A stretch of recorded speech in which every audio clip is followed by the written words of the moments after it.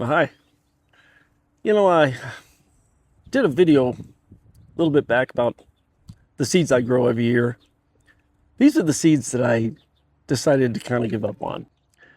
As I get older, I realize when I decided to do this garden that I don't really want to fight it. I want to enjoy it. And this is strictly on call it laziness or call it just convenience. But I just don't want to do the steps required to get these to be successful. Uh, just, I don't want to take the time.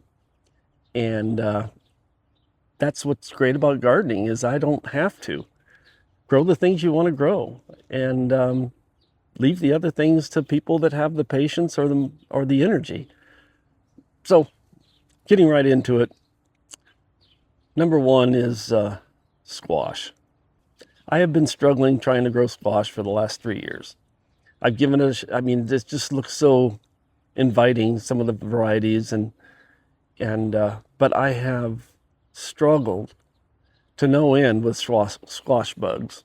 I I've done everything you're supposed to do. I've put insect cloth over them. I've sprayed them with neem oil. I put cardboard down and taken it off in the mornings to squash whatever bugs I find because they hide apparently at night underneath the cardboard. I've used aluminum foil around the base of the squash plants, and everything I've tried, every year I get them, and they devastate my plants. And I'm just tired of dealing with it. Not to mention they take up a lot of space, and I'm dealing with a small area here, a pretty small garden. So personally, I decided not to grow those anymore. It's just a personal choice.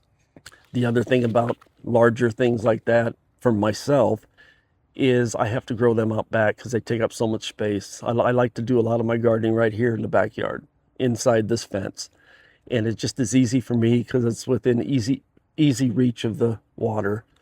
I have to get an extension hose to reach all the way back there to where I water that kind of stuff. So to me, it's not worth it. Not worth it for the how much I eat squash.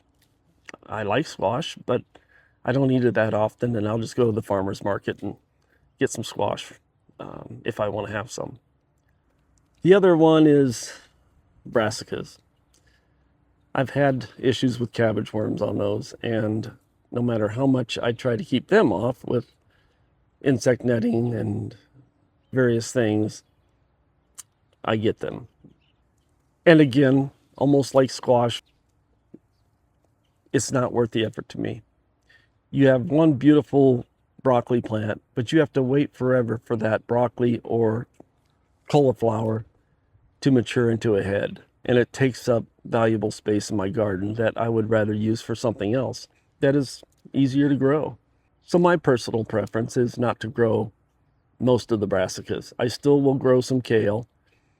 I do instead grow broccoli rabe, and that doesn't seem to be quite as susceptible to it. It tastes a little bit different, but again, I'll just buy from the farmer's market if I want fresh broccoli or get it at the store. It's not worth the effort to me as an older gardener to go through all the steps required to get it to mature and get a good harvest out of it. And this is kind of in the same category, but cabbage. I grew a cabbage right in the bed right next to me here, and it turned out nice. It was a nice big red cabbage. I got a good head on it, but it took up, by the time that thing was mature, it took up at least a quarter, if not half of the bed of this bed. Not a half, but it took up a good majority of this bed.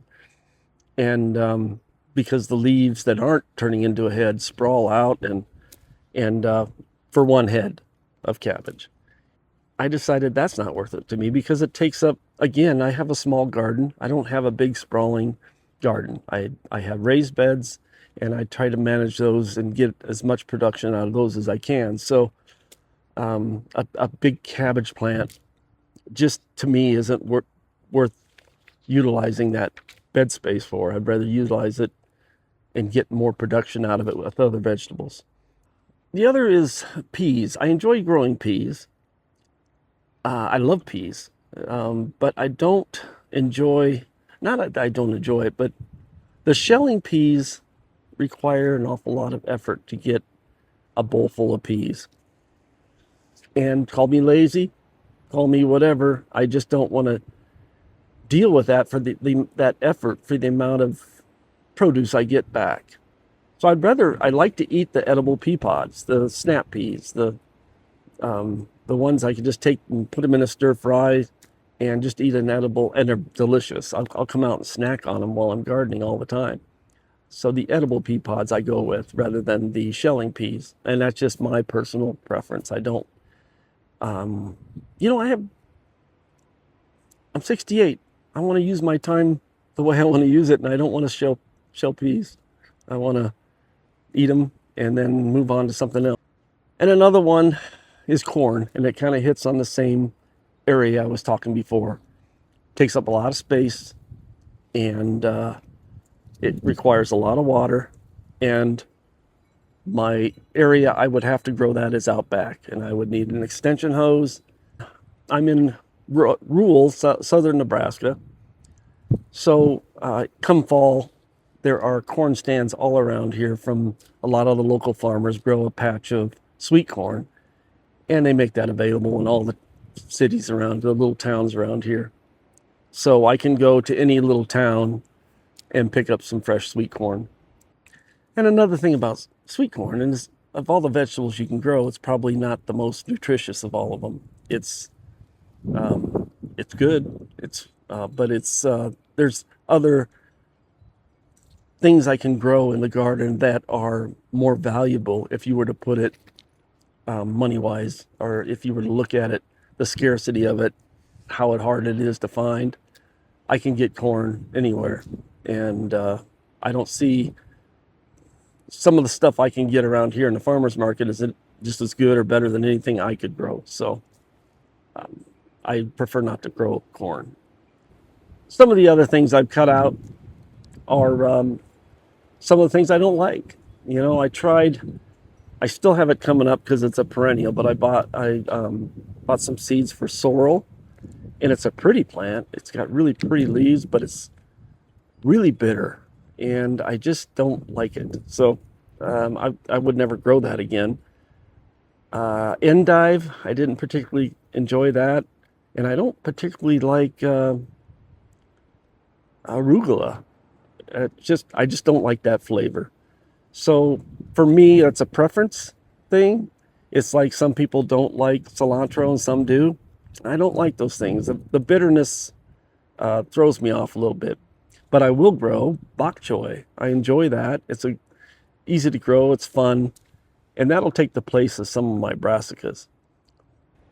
And along those same lines, I'm not going to get into each and every variety, but there's certain tomatoes I won't grow because I didn't have very good success here. They didn't produce well. And the same thing with peppers and a lot of the other plants. I've found different varieties didn't do well for me, but I don't want to get too deep into that because that has to do with more your environment, where your location is, your zone, and all that kind of thing. So the ones that I've found just don't grow as well for me, I'm not going to grow them anymore. I'm not going to struggle with them.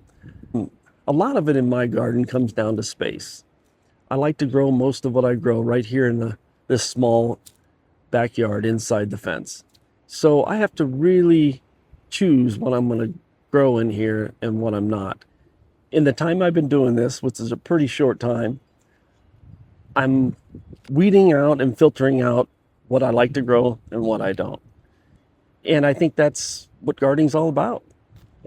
Grow the things you enjoy, eat the things you like, and that's the way I approach my gardening. I'll try new things all the time, and if I don't like it, they're on my do not grow list. So to me, gardening should be a pleasurable thing, and I've decided to make it something that I enjoy doing without being stressed. And so I want to come out into this little sanctuary, enjoy my time, and not have to deal with pests or to disease and things like that. I'm going to have that. I realize that. I'm not going to grow a perfect garden, but I want to eliminate those, as many of those factors as I can, and make my gardening experience a pleasurable one. If any of you have just given up on some items and or found real simple solutions to some of the things I'm talking about, put it in the comments below. I'd like to read them. I respond to every comment. I did do a video about the seeds I grow every year because I had success with them. Check out that video. I'm going to link it at the end of this video. So I hope this video was helpful. I hope to see you back. And happy gardening. Take care.